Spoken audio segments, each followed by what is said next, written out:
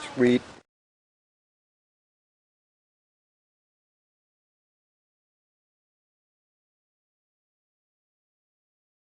It's the wrong flywheel.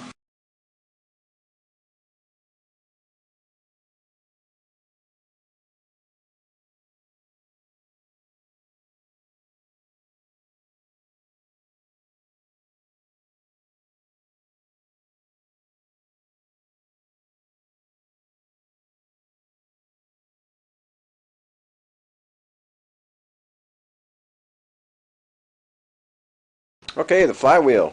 Two tiny little cracks, about 1/4 of an inch. One was overlapping the other, and you could tell it was putting pressure on it.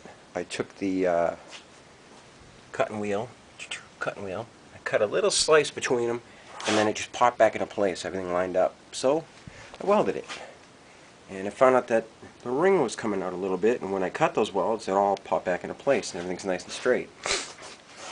I looked up this flywheel, and it says that's where it's weak, right around the center ring here. And there was a guy that did some little welds like I did. Ground them flush, nice and neat, and the heat came right through beautifully. Now I didn't go crazy. This thing wasn't cranked. I had it on high heat, and I had it on slow wire feed.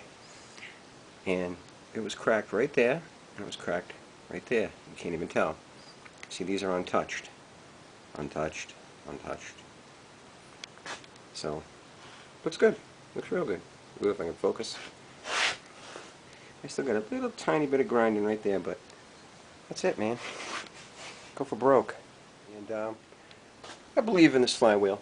It's not too bad.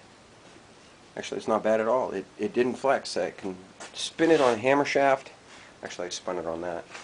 On the edge of the frame, and it's nice and straight. Nothing's flexing, nothing's bending. I mean, they're made to flex, but this one flexed a little bit too much at one point, and I'll show you the bolt where it, right